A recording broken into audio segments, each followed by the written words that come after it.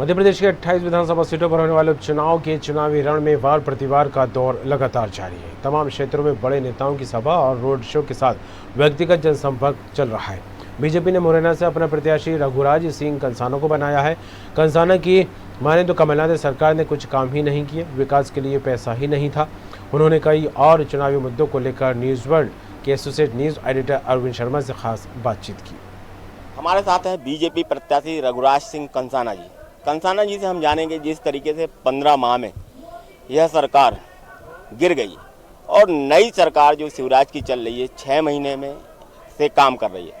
रघुराज सिंह जी, जिस तरीके से ये सरकार गिरी तो क्या मानते हैं, गिरने का कारण क्या था? अपने दम से गिर गई या अपने जो उनके कुकर्म थे उसके कारण गिर गई? क्षेत्र की उपेक्षा है कि क्षेत्र का विकास, क्षेत्र की समस्याओं को न सुनना और ग्वालियर चंबल संभाग की जिस तरह से उपेक्षा की गई, श्रीमंत सिंधिया जी की उपेक्षा की गई और हम विधायक थे, समय समय पर जाते अपनी बातों को करते थे, लेकिन किसी बात को स्वीकार नहीं किया गया।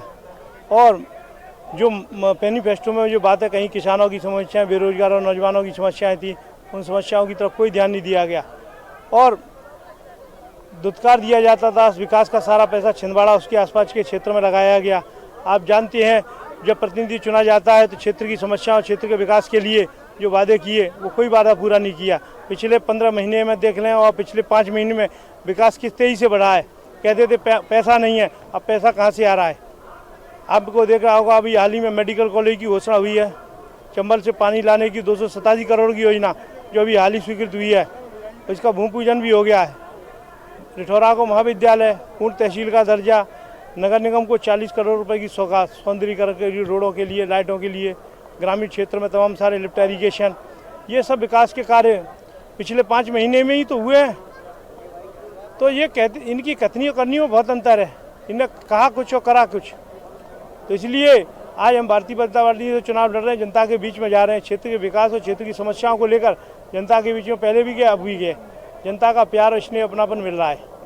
रघुराज सिंह जी, जिस तरीके से हम चुनाव में हैं और ये चुनाव में आगे जो सरकार बनी, ऐसे कोई 3 काम जो आप अपने दिमाग में बैठाया होगा कि क्षेत्र के लिए बहुत ज़रूरी है और वो इन 15 महीनों में हो जाने चाहिए, तो नहीं हुए, उनको हम आगे करेंगे? किसानों की कर्ज माफ़ी की बात की थी, किसानों का कर्ज माफ़ी नहीं हुआ। आपके बेरोजगारों को रोजगार भत्ता देने की बात की, वो नहीं हुआ। आपने शुगर फैक्ट्री वाली बात की थी, वो मेडिकल कॉलेज की आपने बात की, वो एक भी काम नहीं हुआ। जो जिन्होंने वादे किए थे वो कोई वादे पूरे नहीं किए।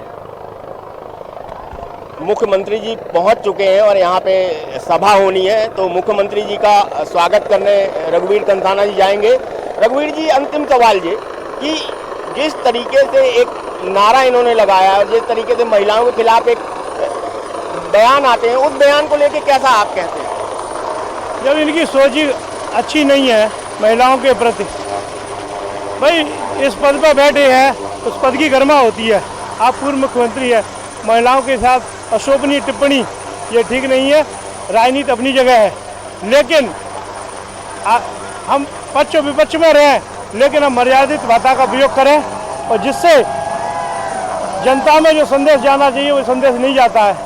और दलित महिला के साथ इस तरह की बात करना ये ठीक नहीं है। आने वाले चुनाव में इस का जवाब मिलेगा। तो हम आपने देखा, ये रघुराज सिंह कंसाना साहब हैं, जिन्होंने माना है कि जिस तरीके से विकास कार्य होना चाहिए कमलनाथ जी ने वो काम नहीं किए। अब भाजपा में वो बीजेपी के प्रत्याशी हैं और अब कैसे काम होगा ये आगे आने वाले समय बजाएगा। साजेब के साथ अरविंद शर्मा, न्यूज़ वर्ल्ड, मुरैना।